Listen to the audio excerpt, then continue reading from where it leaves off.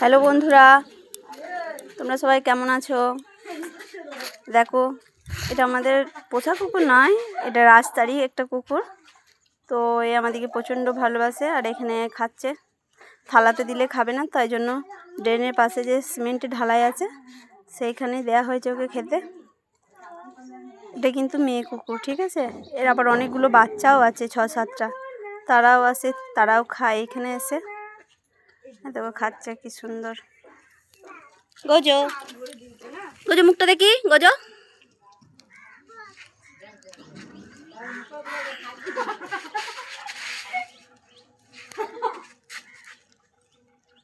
এই দেখো বন্ধুরা, কি সুন্দর গোজো, পুরো পরিষ্কার করে খাচ্ছে। ও আবার থালাতে দিলে খাবে না, ও মাটিতে বা এই যে কোনো জায়গায় ঢেলে দিলেও খেতে পছন্দ করে।